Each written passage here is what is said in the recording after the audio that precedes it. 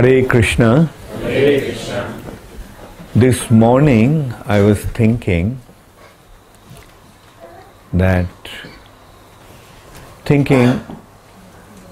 how this seminar was in comparison to other seminars, other retreats. And I was thinking that one difference is, in other retreats we have better arrangement for classes,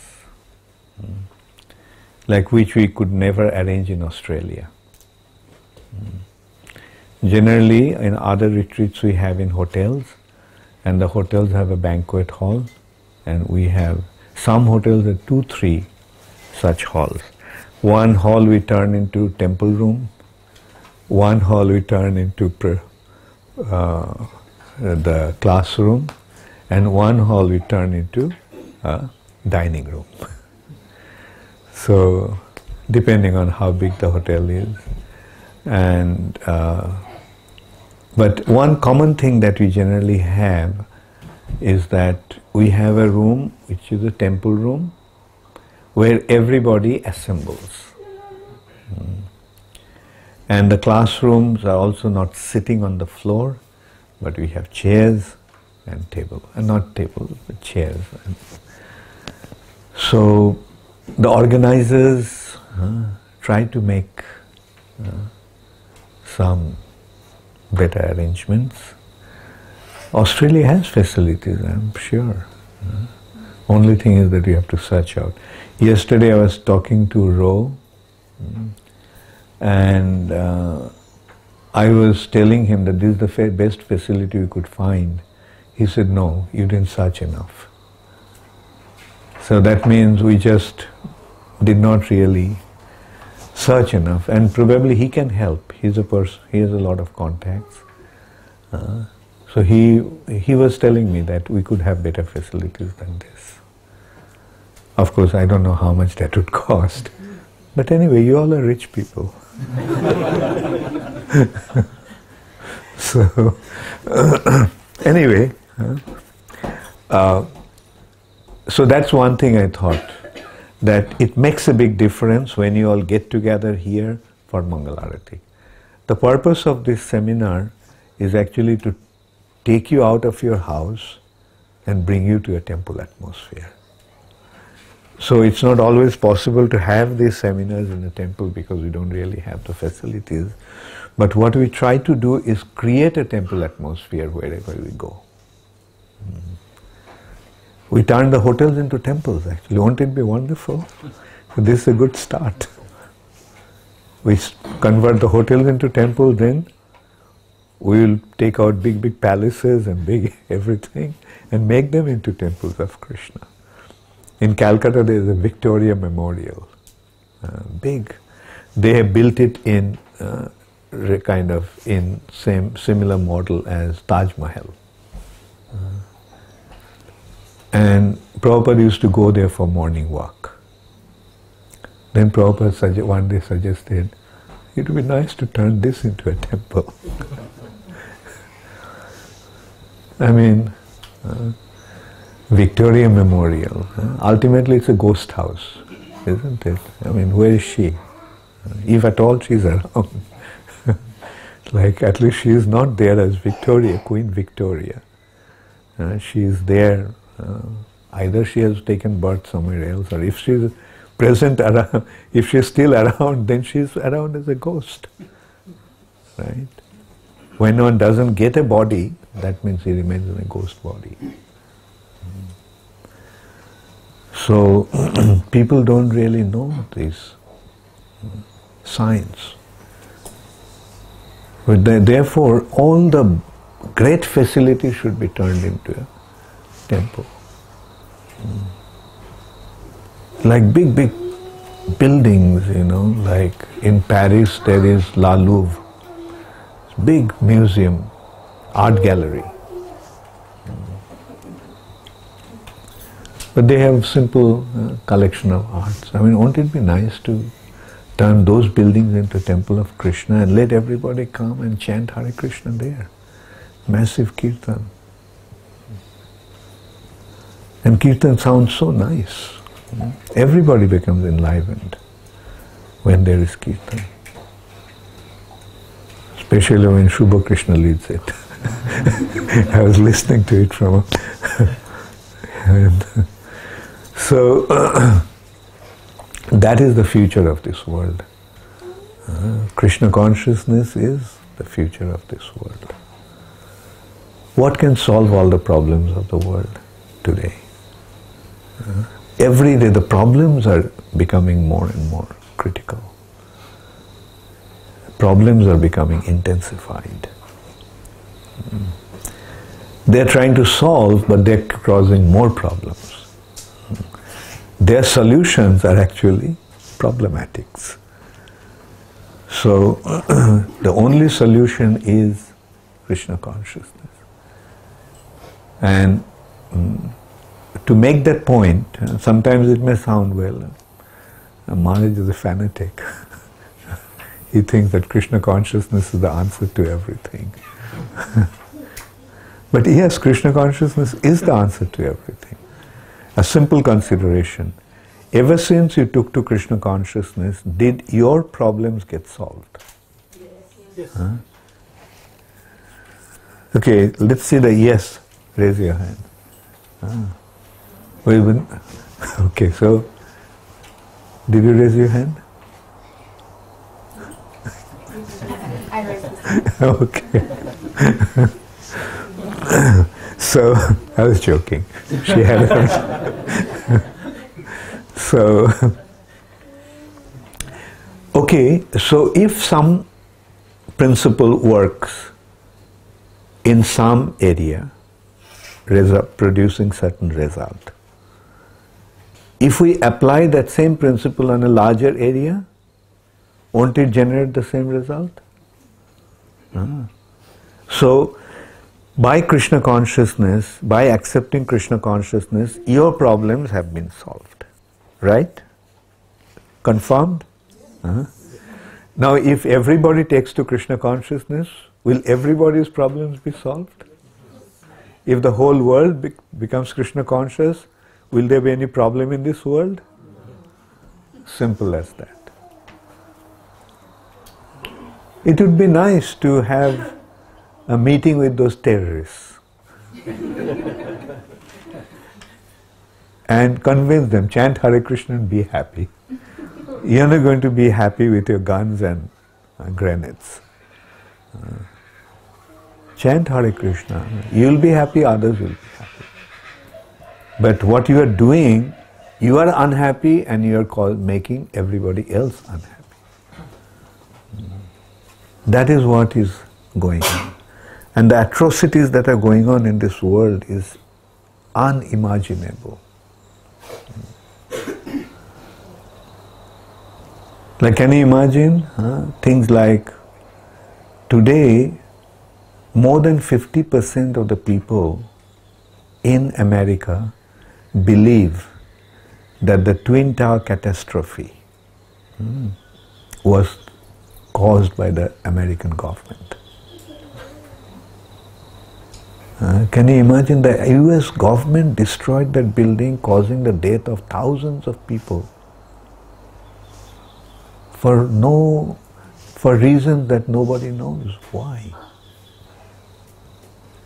And the understanding is very, they're thoughtful people, they're educated, they can understand that if a plane enters into a big building and the heat causes the building to collapse, then where the heat will be most intense? Where the plane entered. Then how come the building started to collapse from the top? Have you seen how the Twin Tower collapsed? From the top it started to collapse. How? Generally what would happen? The building would break maybe. In the middle, it would just break because the heat is generated in the middle. Another thing is, the amount of fuel that an aircraft carries cannot possibly make such a building to collapse. So who did it? Who did it? That's the big question. Somebody did it. It's not just the aircraft entering into the building that made the building collapse. Somebody put dynamites in critical places and caused the building to collapse in that way. Just in one go, both the buildings came down the same way. So this is the world we are living in. The government don't really care about the lives of the citizens and the welfare of the citizens. And these governments are elected by the people.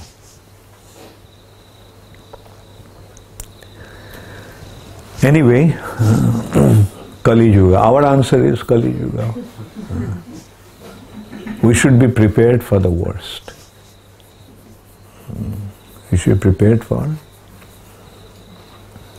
Because this is inevitable. Kali Yuga, this cannot be avoided.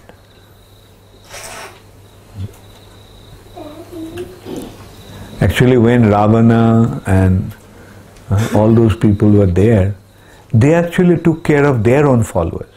Ravana was very popular among his own people. His activity may be atrocious, but he was popular among Duryodhana. He was popular among his own people, because he was taking care of them. So we see even these demons take care of their own people. But today's demons don't care of their own people. They're simply concerned about them. They're very, very selfish interest.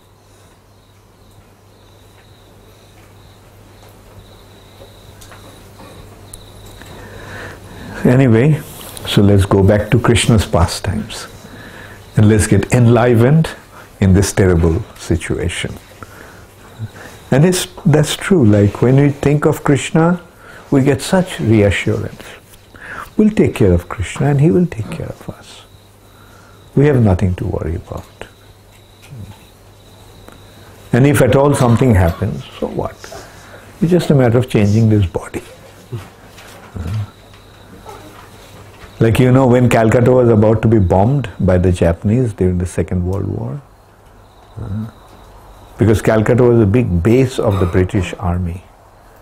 So the Japanese were thinking of bombing. There was a threat of bombing of Calcutta.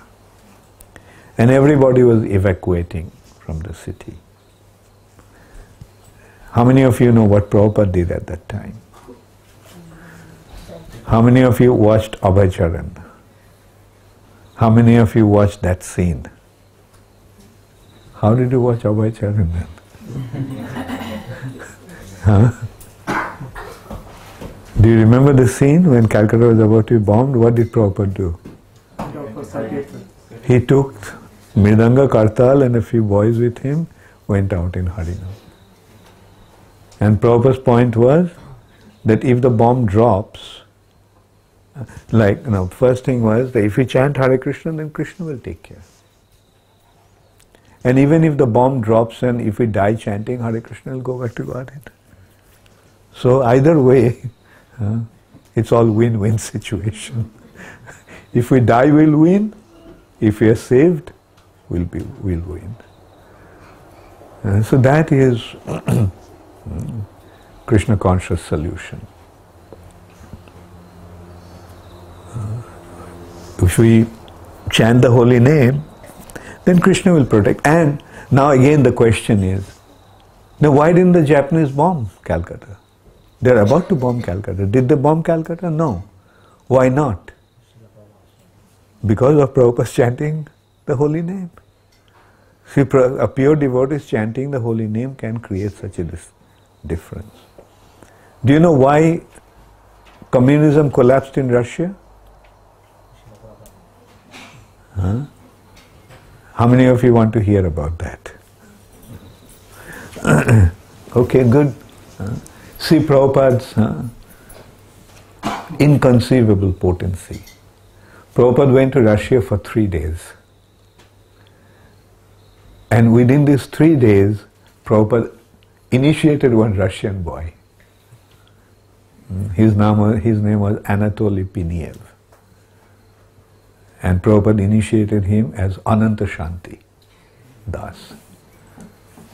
3 days he was in Russia, couldn't even go out anywhere still. By Krishna's arrangement, he initiated one Russian boy. And that Russian boy took it upon himself to start to spread Krishna consciousness in Russia.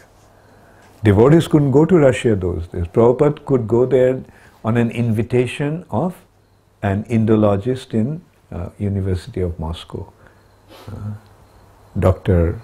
Kotovsky. For 3 days he went and he initiated this boy, and this boy started to preach. And Prabhupada, of course, was giving him the support. Like, I tell you, Prabhupada was so concerned. You know what Prabhupada did? He was not getting association. Prabhupada got one French girl to get married to him so that he could get association. And that girl also was so surrendered that she went to Russia and stayed there. And this is how Krishna consciousness started to spread.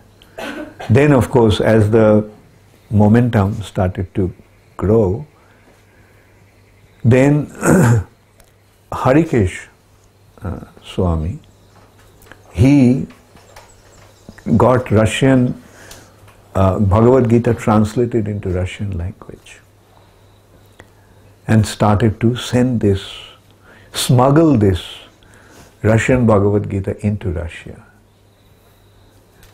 And devotees were risking their lives. You know how they would go there? They would go to Poland. They would go to Hungary from Europe, not directly to Russia. And they would carry those books. There was a false area in the car, in the van. Like the floor of the van and the chassis, there they created one false area, and that area was filled up with books. And that's how they would carry the books to the Eastern European bloc. And then from there, from Poland and all those places, they started to send those books to Russia, and also in those countries they started to distribute. So many devotees wanted to read those books that one devotee could not have one book. Couldn't afford to have a book full. So 18 chapters of Bhagavad Gita was broken into 18 different books. And they were circulating those books around. And it created such an inconceivable awareness of Krishna consciousness that Russian government became worried. They arrested devotees, they tried to convince the devotees to give up. They wouldn't give up, then they would subject them to psychiatric treatment, which means they started to give them poison in the name of psychiatric treatment. Then they send them to, even then the devotees won't give up. Then the devotees were sent to labor camps in Siberia. There was inhuman atrocities. Probably you remember in Russia, in Australia, there was a move. The Australian president made an appeal to Brezhnev. And Sri Prahlad actually sang that song, that free the devotees in Russia. And so this is how, Krishna consciousness started to spread in Russia. And that in 1984, Brezhnev openly announced that 3 enemies of Russia, Russian communism, are American culture, pop music, and Hare Krishna movement. So they recognized that Hare Krishna movement was a threat to Russian communism. Now mind you, it was in 84. And 87, glasnost and perestroika in Russia. Gorbachev came and started that freedom of thinking in Russia. And Russia became free from communism. Now why did it happen? See, 84 Brezhnev says that Hare Krishna movement is the worst enemy of Russia, and by 87 Russia is free from communism. Can you set the link? Or am I daydreaming? Or am I just glorifying my commitment and conviction? This is how Krishna consciousness is going to spread in the world. This is how Krishna consciousness movement is going to change the world.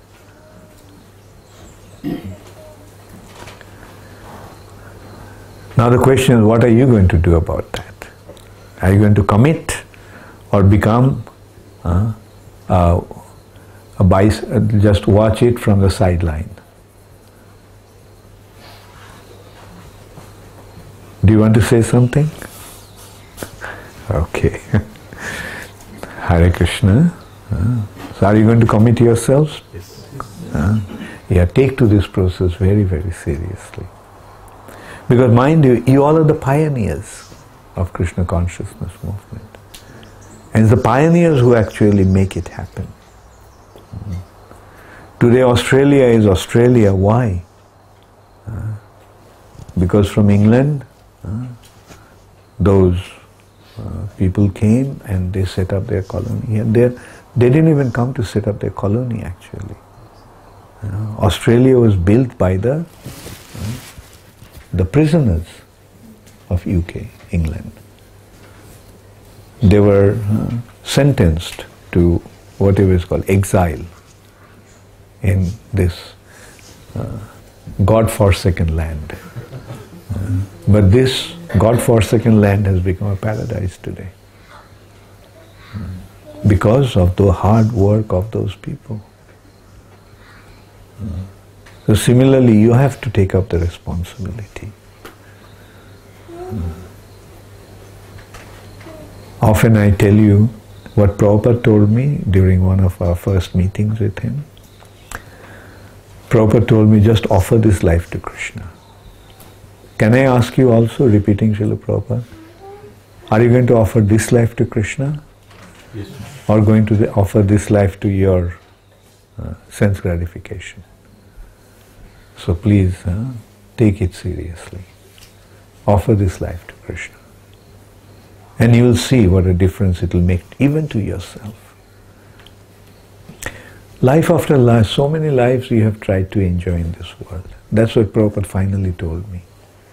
He spoke to me for about, I don't know, for a long time Prabhupada was speaking and explaining how futile our existence is in this material nature. Then finally Prabhupada told me, just offer this life to Krishna and see what happens. Even if nothing happens, what's the loss? It's just one life out of so many. So many times we have come here. And so many times, so many lifetimes we did the same thing. Time and time and time again. What is that? Chewing the chewed.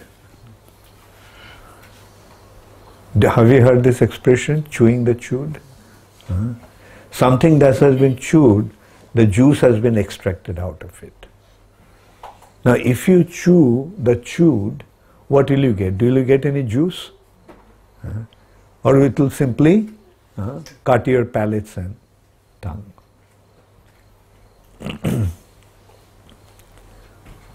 So don't chew the chewed. You have chewed it for so many lifetimes. Try to get some juice from Krishna consciousness. There lies the real juice. This materialistic way of life is simply running after a mirage. By running after a mirage, can you ever quench your thirst? Now if I ask you, after so many endeavors to enjoy have you really enjoyed? So, see the similarity between your endeavor for enjoyment and running after a mirage? You're running after a mirage, thinking that there will be some enjoyment. You're trying to enjoy in so many ways. But are you happy? Do you feel satisfied? Well, now I really enjoyed my life. Or you're seeing that, well, just running after a mirage. No matter how fast we run after the mirage and for how long we run after the mirage just runs away from us.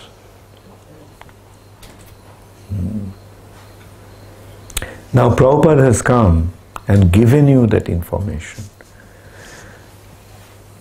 You are running after a mirage. Running after a mirage, you'll never be able to quench your thirst.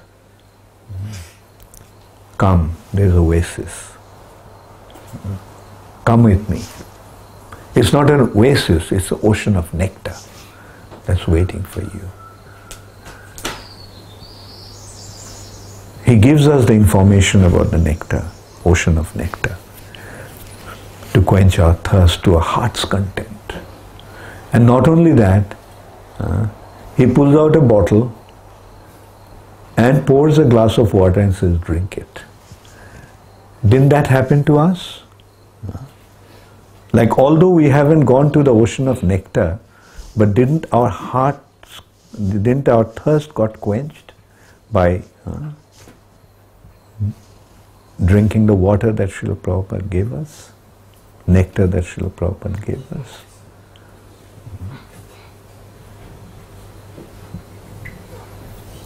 So take advantage. Now you know what the option is? You have two options.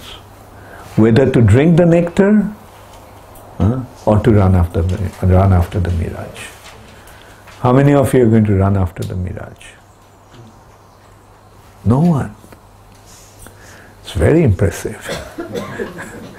How many of you are going to go after the ocean of nectar?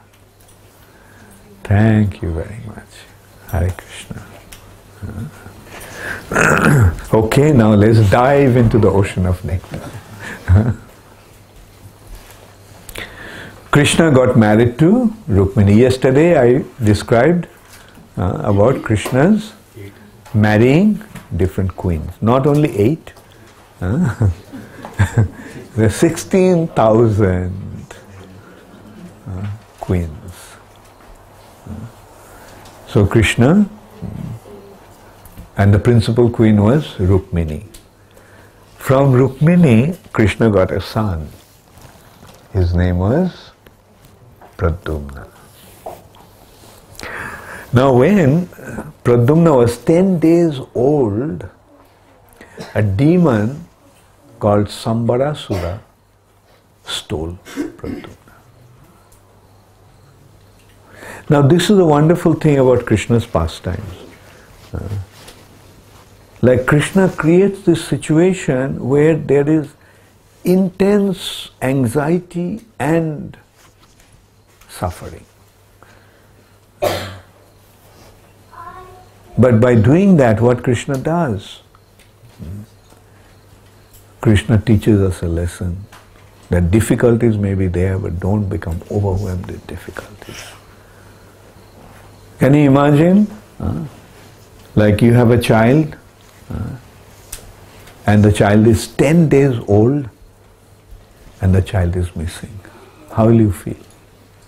Can you imagine how Rukmini was feeling? Can you imagine how everybody in the family feeling? There was so much excitement, there is so much jubilation that a child is born. Everybody becomes happy when a child is born. And now that child is gone. All of a sudden, the child couldn't be found. And it is Sambarasura who actually stole the child because he was told that this son of Krishna is going to kill him. So these are the demons. The demons get to know that somebody will kill him, and they try to prevent that happening by taking action. But can anybody reverse the arrangement of destiny, you can say? Even if you don't call it the arrangement of Krishna, but even if you consider that it's an arrangement of destiny, that is arrangement of karmic reaction, it's better to surrender to that. Because we can't reverse it, no matter how hard we try. Like see, Kamsa tried in so many ways to prevent his death, killed 6 newborn babies of Devaki, tried to send his very, very powerful associates to kill Krishna. But could he prevent his death? Do we learn something from that? Should we make some extraneous endeavor to prevent our death, or just take it easy? Take it easy, well, it will come. Whenever it comes, it will come. So why try to prevent it? Rather, as long as we are alive, let's take this opportunity to become Krishna conscious. Take this opportunity to serve Krishna. So that is the intelligent thing to do. So, anyway, Sambarasura stole that newborn 10-day-old child, Pradyumna. And he took the child to the ocean and dropped him. He thought, okay, now it's dead.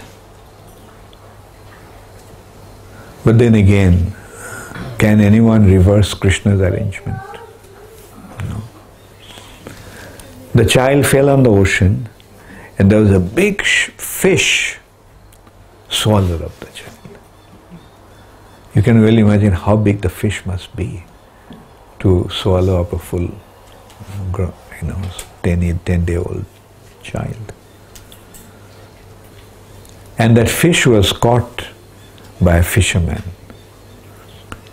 And the fisherman was so impressed seeing such a big fish that he caught. So he decided to offer it to the king. And who was the king? Sambarasura. So he took that fish to Sambarasura. And although he was swallowed by the fish, Pradyumna, because he was Krishna's child, he didn't die. He was still alive. Then the king saw that beautiful big gift from the fisherman. So he called his chef and said, make some nice prep out of this fish.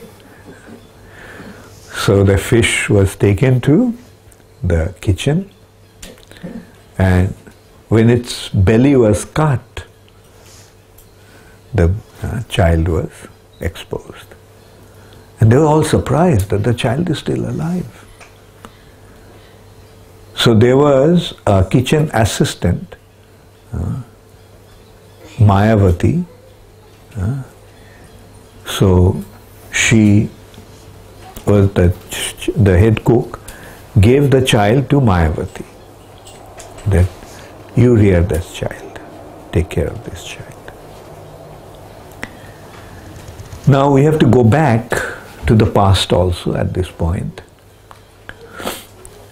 You see, demigods were, when the demons attacked the demigods were told that if a son is born from Lord Shiva and Parvati, that son will be able to lead the demigods to victory against this demon.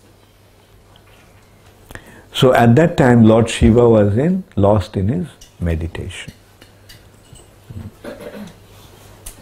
So he was so completely absorbed in his meditation. So the consideration was that Parvati has to get married to Shiva. Now Parvati went to Lord Shiva, but Lord Shiva's meditation didn't break. So demigods told Kandarpa, Cupid, you break his meditation. Kandarpa said, not me.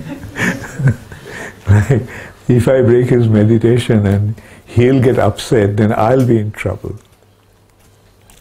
The demigod said, other demigod said, don't worry, we'll give you the protection, we'll give you the support. It's a dire need, you see. Like we need a son from Lord Shiva. And unless his meditation breaks and he develops his attraction for Parvati, the son will not be born. So being persuaded by that, Kandarpa or Kamdev, hiding behind a bush, shoot the arrows that arouses lusty desires in the heart. And Lord Shiva's meditation broke.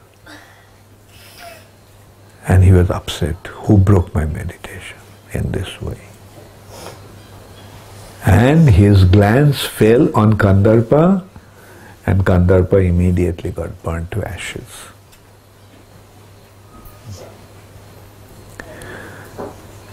So this Kandarpa was born as Pradyumna. Pradyumna actually is the transcendental Cupid. This transcendental Cupid, just as Cupid of this universe, if this nature causes attraction to the opposite sex, this transcendental Kandarpa causes attraction to Krishna in the hearts of the living entities. So Pradyumna, Kandarpa appeared as Pradyumna, as Krishna's son. And Mayavati was actually Pradyumna's wife. And so Mayavati recognized that it is actually her husband, assumed another body and appeared. And this Pradyumna within a very short time became fully grown. And then Mayavati started to behave with him in such a way that Pradyumna questioned that you reared me and like a mother, then how come you are approaching me in this way? Then Mayavati told the whole story, that actually I am your wife. And you have appeared to kill the Sambarasura. Now Sambarasura knows Maya, the illusory tricks. So it will be very difficult to defeat him. So she gave one mantra to counteract Sambarasura's Maya tricks. So then Pradyumna went and challenged Sambarasura. Sambarasura said, you have been brought up by my food and now you are challenging me. What kind of expression of gratitude is this? And so then Pradyumna said, I am Pradyumna. Like, it is not that I have been brought up by you. I have come here to kill you. The destiny is that you will be killed by me. And you tried to counteract the destiny by trying to kill me, but you can see that you couldn't do that. Although you threw me in the ocean, I survived. Although a fish swallowed me up, I survived. Although the fish was brought to you, given to you, and I was in the belly of the ship, a fish, still I survived. So now come and fight with me. So big fight ensued, and then Sambarasura started to use his illusory tricks. Pradyumna was too powerful for Sambarasura. So Sambarasura started to use his illusory tricks, like he was fighting, then all of a sudden he disappeared. And then, without being visible, he started to shoot weapons. So Pradyumna was bewildered, completely overwhelmed. So then Mayavati reminded, please remember that mantra, chant that mantra. And as he chanted the mantra, his illusory spell was destroyed. And then he saw Sambarasura. And then Pradyumna went and killed him.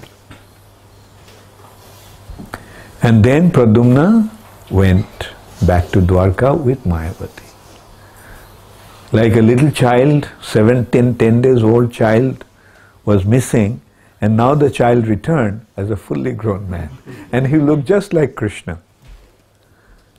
And so everyone in the palace, when Krishna went into the inside of the palace of Dwarka, so the ladies, Rukmini and others, they first thought that it is Krishna. Looks exactly like Krishna. But although she saw him as Krishna, but she felt affection instead of attraction towards him. And that's how she recognized, this must be my son. So this is how Pradyumna returned to Dwarka. Isn't it wonderful, Krishna's pastimes? And what did you learn from this anecdote, from this pastime? First thing is, don't try to counteract your destiny. Rather surrender unto Krishna. Whatever Krishna wants. And whatever Krishna wants is glorious. And when we surrender unto Krishna, then will Krishna treat us as an enemy or as a subservient shelter, subservient individual that needs his shelter? So all these demons, to begin with, if they surrendered to Krishna, all their problems would have been solved. But the demons are demons, so they can't do that. They can't surrender to Krishna, and that's why they are demons. So let us try to surrender unto Krishna wholeheartedly, with the full conviction that if we surrender unto Krishna, then all auspiciousness will prevail. Everything will become auspicious for us.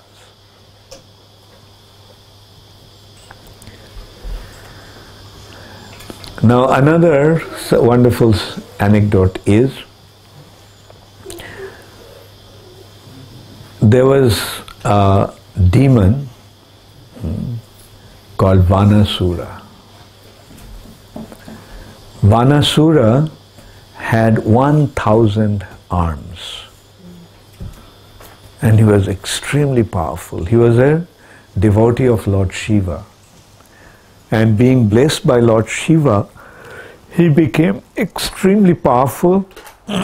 And Lord Shiva also agreed to guard his city called Shonitpur.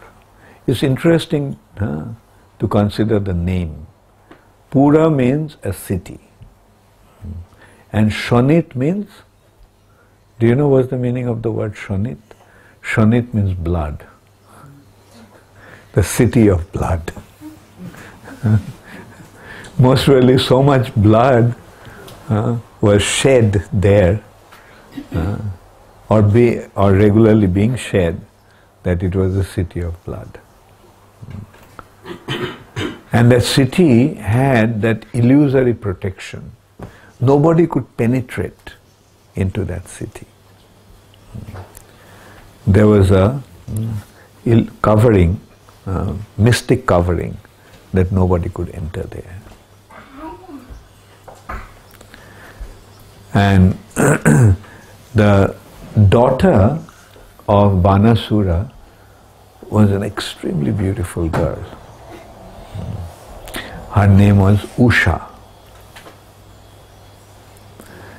And generally in the Vedic culture, the women stayed in the interior of the house. And generally men were not allowed in that region.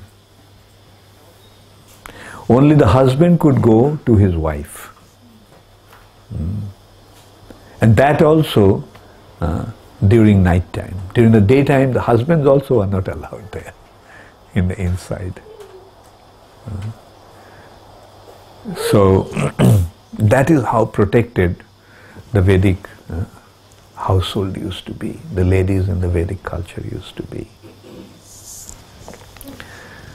So, and the princess, Usha, was surrounded by her friends. They used to be there. Like the girl was there, the princess was there, in her own area with her own associates and friends.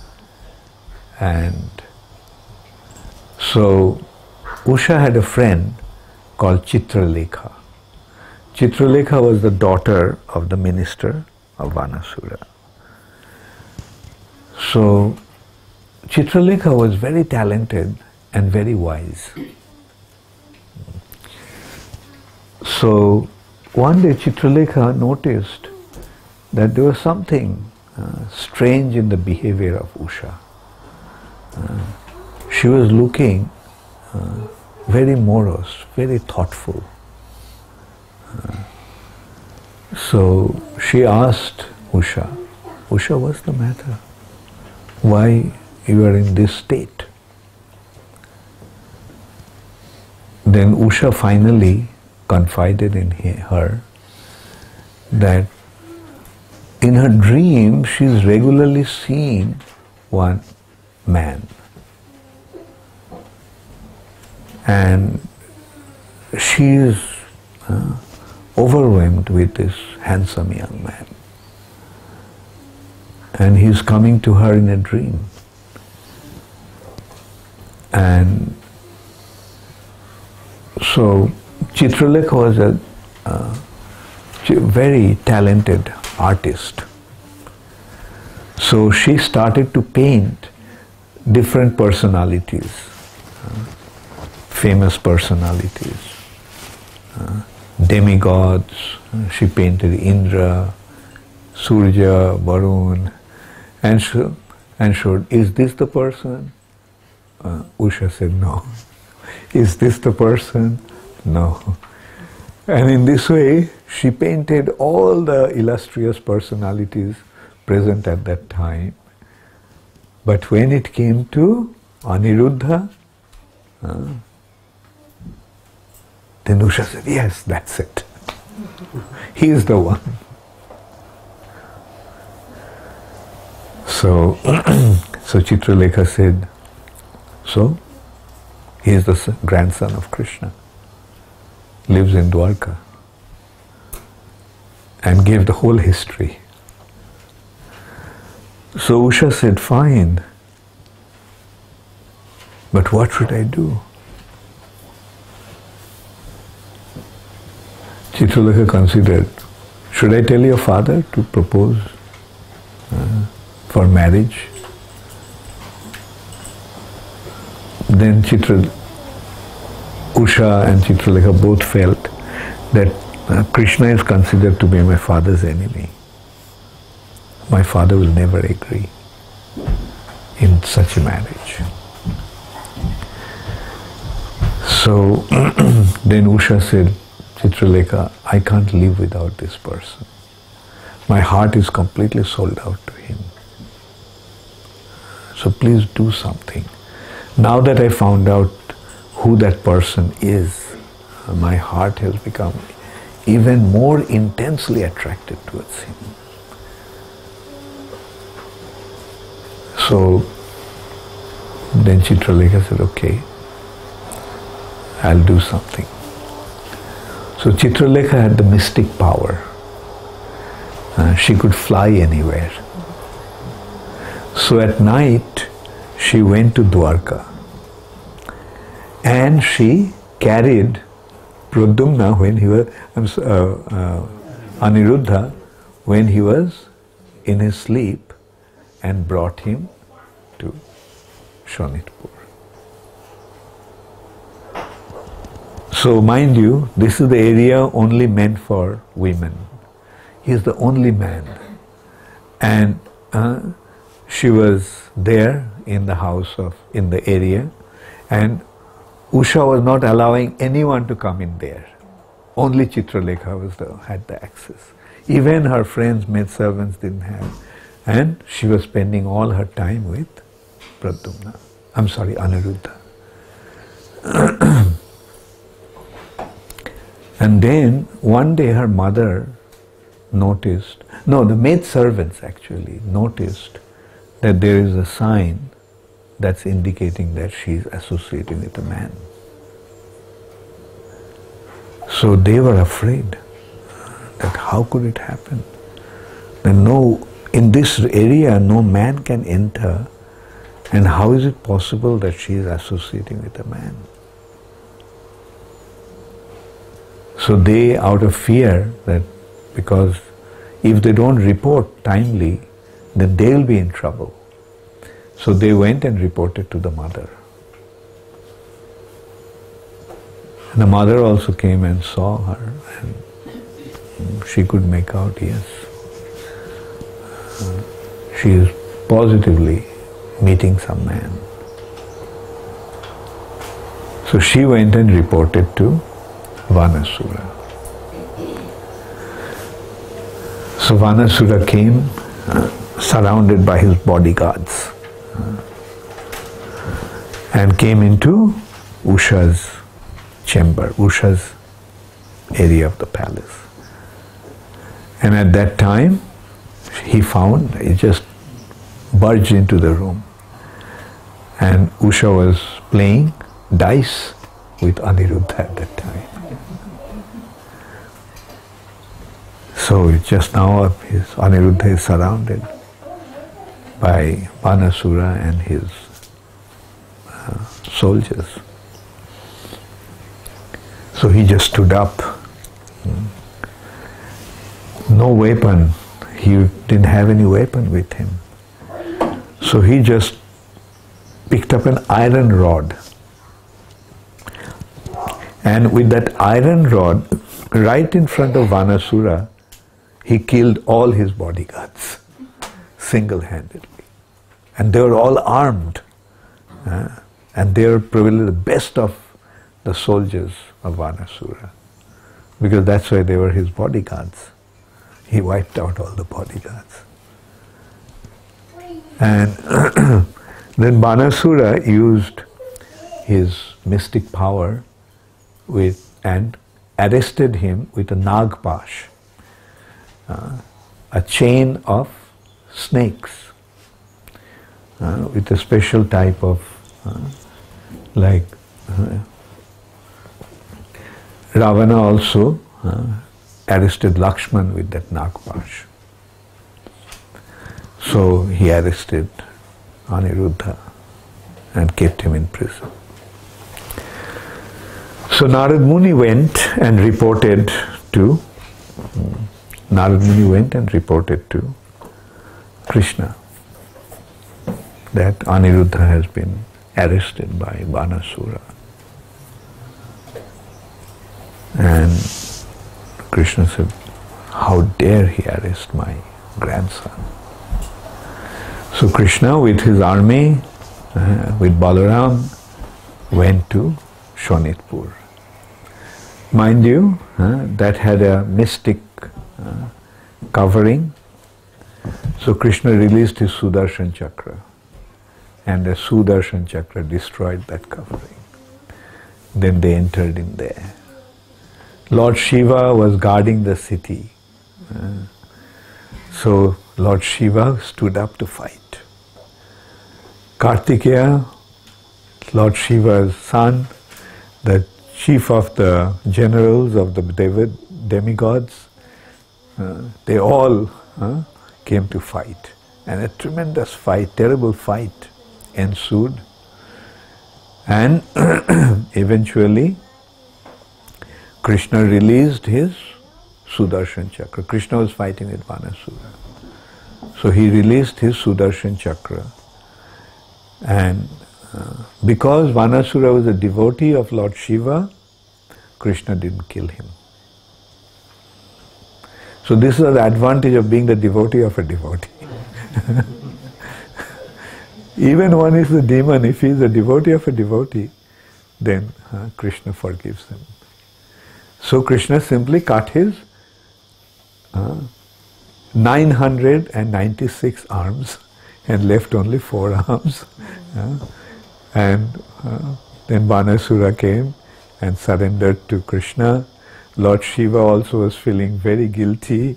He also fell at Krishna's feet and said, please forgive me, I failed to recognize you. I get this intense pride thinking that I am Lord Shiva. And as a result of that, I even forget my Lord and Master, you. And Krishna said, okay. And then, in this way, Aniruddha got married to Usha. And now, there was a king called Pondraka. Pondraka's followers kept on telling Pondraka that he is actually Vasudev. He is the real Vasudev. And this Krishna Vasudev is a fake one. So he is the real Vasudev. And being flattered by his followers in this way, Pondraka started to think that yes, he is the real Vasudev. So he sent a messenger to Krishna saying that your claim that you are Vasudev is false. I am the real Vasudev. So surrender unto me. And all these weapons,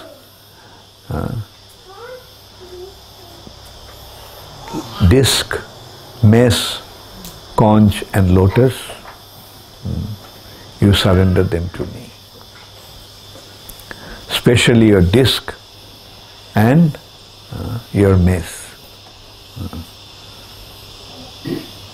So Krishna just laughed. Everyone in the assembly laughed hearing that. And Krishna told him that, okay, go and tell your boss that I will come and meet with him. And yes, I will give him, I'll send my chakra to him.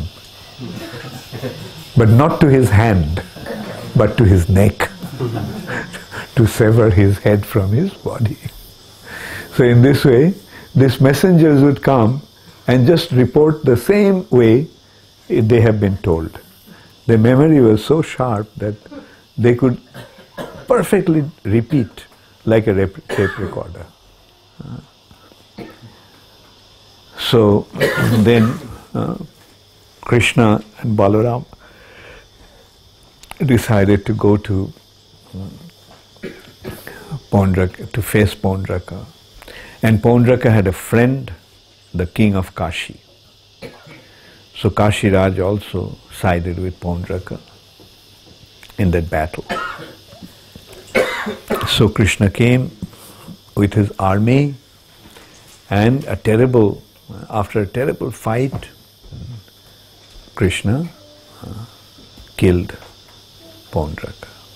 As he said, he would release his Sudarshan Chakra, and the Sudarshan Chakra went and chopped Paundraka's head from his body.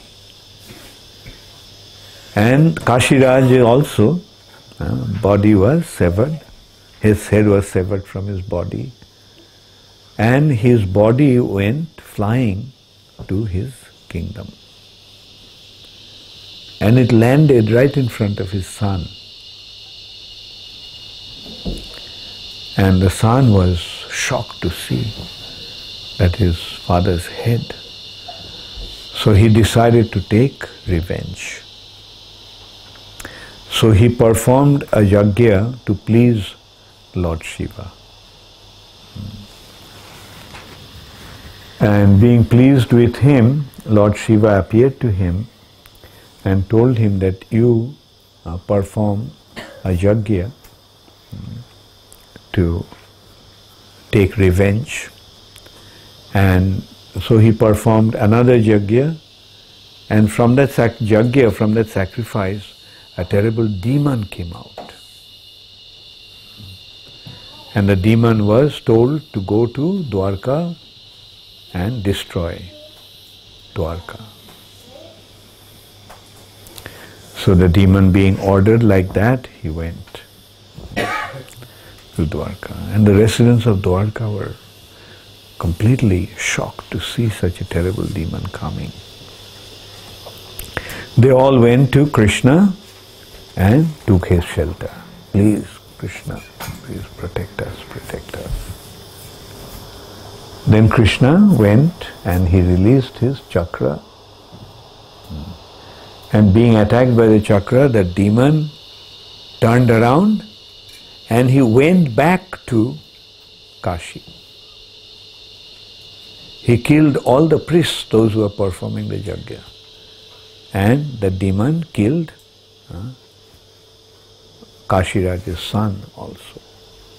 So this is how when one uses black magic, actually the black magic is ghost thing. These demons or ghosts were assigned to do something. But when they go and if they fail in doing that, then they come back and destroy those who had actually sent them. Therefore, it's a very dangerous practice to be involved into. So, this is how. Okay, I will. There were quite a few things that I thought of telling, but I will just tell another anecdote, and after that I'll invite questions. The breakfast is at 9 o'clock. Yeah. Okay, let me stop now and let me invite questions. We have about 15 minutes. Yes? Maharaj, when an event happens to a devotee, how does the devotee understand if it's Krishna's arrangement or if it's the reaction of karma? Oh, good question. Very good question. The safe way to approach that is, when something bad happens, you consider that to be your karma. When something good happens, you consider that to be Krishna's mercy. Right? The materialistic people think just the other way around. When something good happens, they want to take the credit for that. And when something bad happens, they blame Krishna for that. When Prabhupada was in Germany, some German people came and said that they don't believe in God. So Prabhupada asked, why don't you believe in God? They said, if God was there, then why did we lose our husbands and children in the war? Then Prabhupada told them, when you started the war, did you consult with God? You got into the war yourself, and when your children and husband die, you blame God for that. So Prabhupada's question, did you consult God when you started the work? Now why are you blaming Him? You started the work, so take the blame for yourself. So that's the safest way to look at it. Bad things happen, oh, it's my bad karma. It could have been worse, but Krishna actually saved me. And when something good happens, oh, Krishna is so kind, Krishna is so merciful.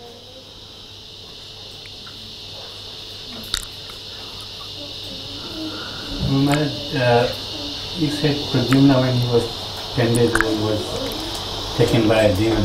Didn't Krishna know that? Who was taken by that? Krishna knows everything. Then why? Just like in a drama,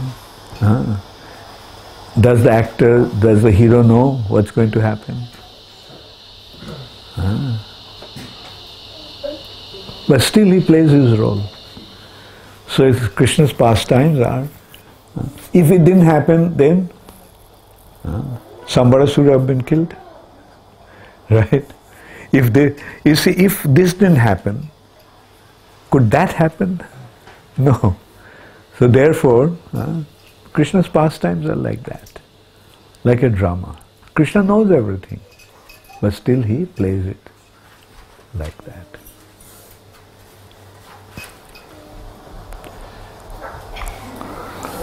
Yes?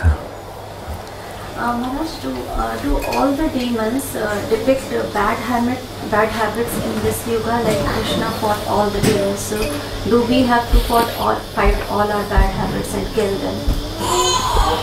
Can you kill them? The best way is to take shelter of Krishna and let Krishna kill them. We pray and let Krishna do it. Right? And that is how, by depending upon Krishna, we develop our attachment to Krishna, develop our faith in Krishna. Right? For example, just consider, say, we had our bad habits. Like Bengalis, they're very fond of eating fish.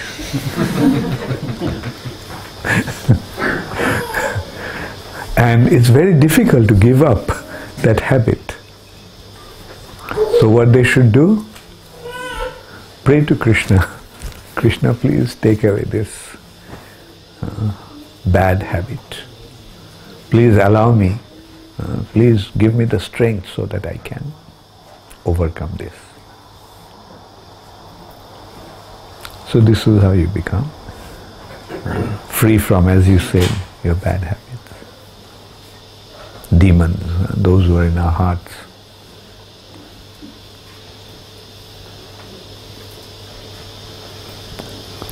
How many Bengalis are here? So do you still feel attachment to your fish? Eat soya, Guru. Huh? Soya fish. No, don't take that also. When you have given it up, why have some? Because ultimately it is, who knows, this taste may make us in next birth to become, now it's soya, next life it will be real stuff. So give those attachments up. Rather try to develop the attachment in mode of goodness. Vegetables have such beautiful taste. The milk, so many beautiful, delicious prasadam. All right? One question, Guru. Now let's deal with the soya first.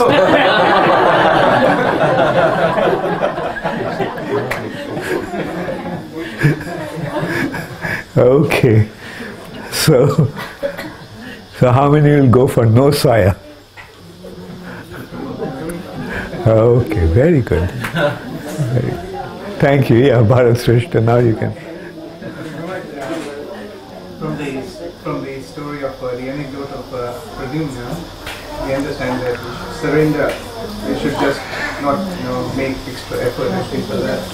How do we practically apply to the current life that we are actually in? That, we have a bank mortgage. You're practically working for a bank. Then you have medical insurance, your health insurance. Then you're thinking about superannuation. If you're going to get old, we need so many properties to actually take care of ourselves. So all our life we actually surrendered to sense gratification or material gain.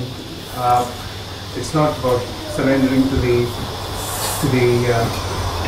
Krishna. So how do we apply that? Yeah, whatever facilities are there, try to take that, don't be like, our business is not to become fanatical. Rather intelligent approach, Like if these facilities are there, okay, we take advantage of that. How do we use these facilities to in Krishna consciousness? Is that what? Like for example, like in Ujjain, we are having health insurance for our devotees. We are having provident fund for our devotees. So if the culture is that, let's go along with that, but don't be too attached to that. Don't depend upon them as such, right? Rather depend upon Krishna, ultimately.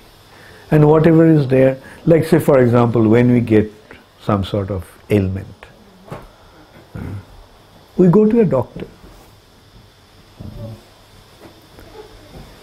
Like, if we are not up to that level of Krishna consciousness when we can completely depend upon Krishna, then let us. Like Prabhupada didn't want to go to a doctor. But only a personality like Prabhupada can do things like that. But if we are not in that level, let's not imitate the activities of the Mahabharata. So in a similar way, if certain facilities are there and if we are living in an atmosphere where this taking advantage of those facilities become a part of our life, then let's do that. Like for example, I don't have any health insurance, I don't have any provident fund or anything. But I'm making it for the other devotees, just in case they need it. So that is how you have to look at it. My provident fund and my health insurance are all of you. So I don't have to worry about it.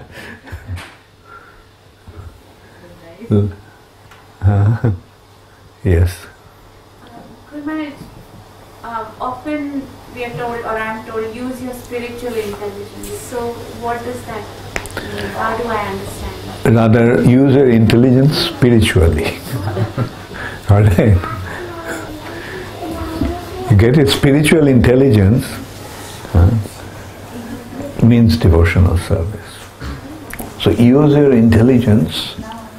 You see, in the material platform, what we do? We use our intelligence for our sense gratification. But we should actually use our intelligence in order to serve Krishna.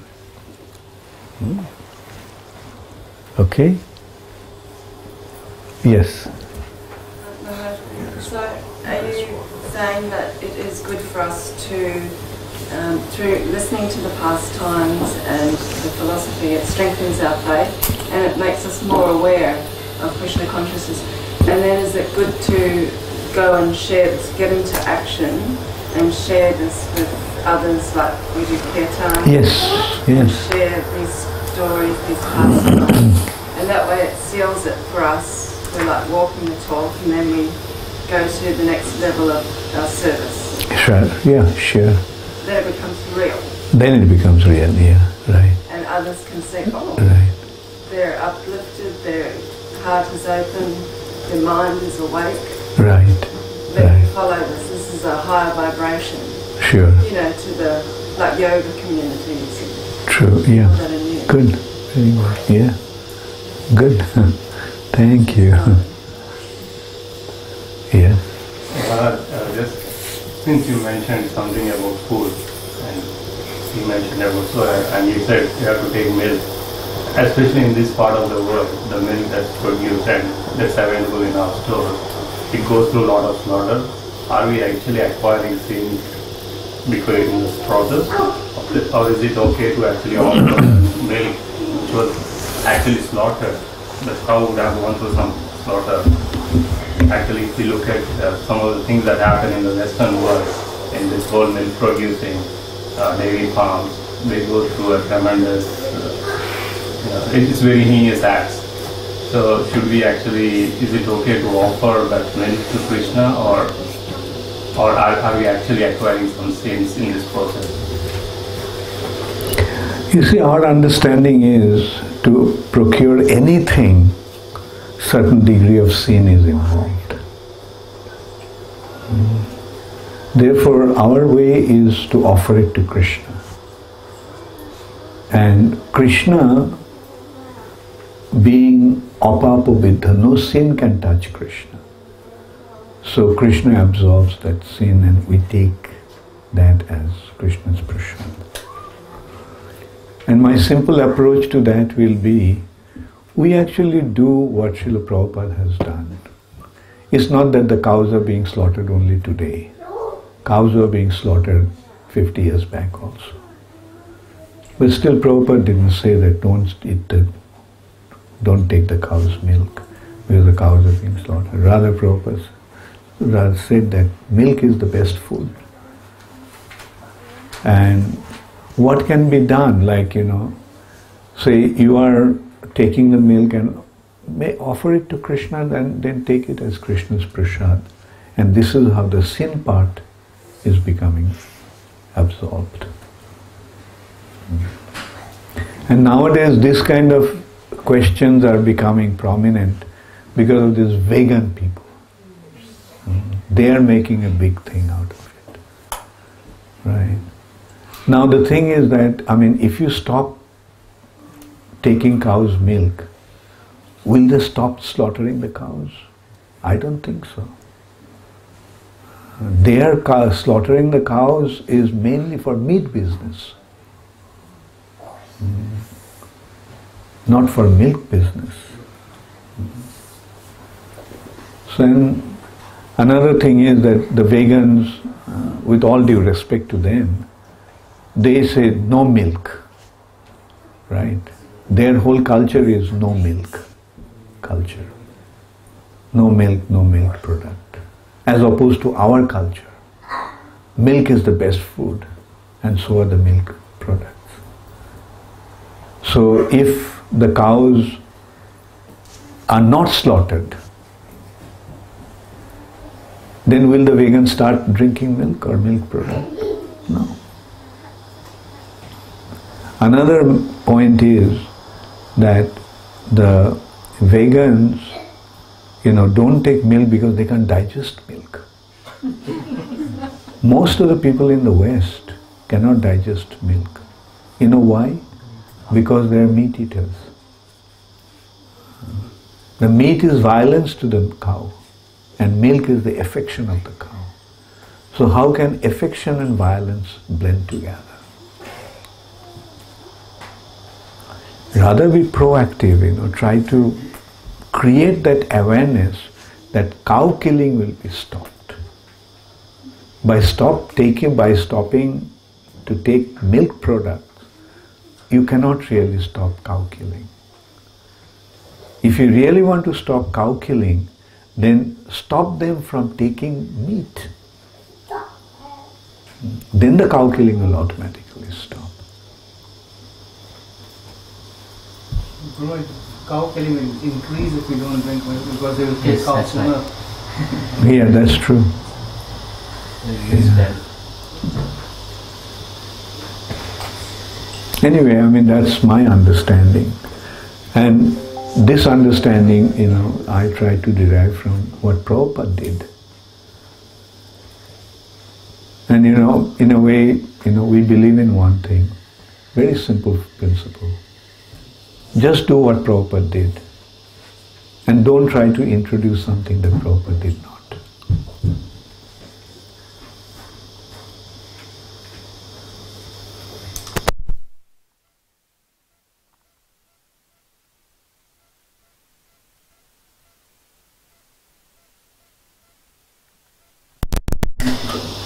Was that means that we get into devotional service. Even in devotional service, how do we actually find out whether we are in subtle sense gratification, even in that, in the mix? Like? I might be doing service or something, and I might want to actually, feel, recognition thing or something of that sort. How do we? Well, if those subtle, affinities are there, it's all right. In course of time, they'll go away. But how do we actually engage in devotional service? That's the solution to the problem. Even if you feel proud by being a devotee, fine. You are feeling pride out of devotion. You get it? That because the devotion aspect is there, it's all right. And what will happen? As you make advancement, you'll get rid of that tendency. You don't have to do any introspection or anything like that? Yeah, naturally. I'm saying that, if it is there, if it is there, then what can be done? Should you stop serving? That's the point. Continue serving no matter what.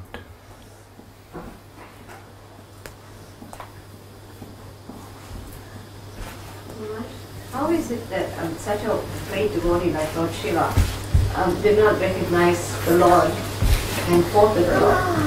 Yeah, good. We have to understand that it is Yogamaya's arrangement. Lord Shiva cannot be bewildered. Just like Brahma. Brahma is bewildered, right? Apparently. But we have to understand, question may arise, how can Brahma become bewildered? The answer is, by Yogamaya's arrangement, anything can be happened. By Yogamaya's arrangement, anybody can be bewildered. But Yogamaya is arranging the pastimes so that, we can learn a lesson. Through these pastimes, we are simply learning some lessons. Okay? Okay, thank you. Okay, last question. Then Yogamaya is higher than Brahma, or? Yeah. Yogamaya is higher than Brahma. Or you can say, yeah, it is. Yogamaya is higher than Brahma. But the point actually is Yogamaya is Yogamaya's influence can bewilder anybody. Even Krishna admits himself to Yogamaya.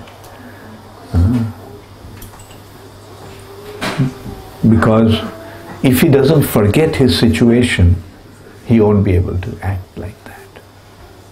Just like a good actor, he forgets himself to play that role. Thank you. Hare Krishna.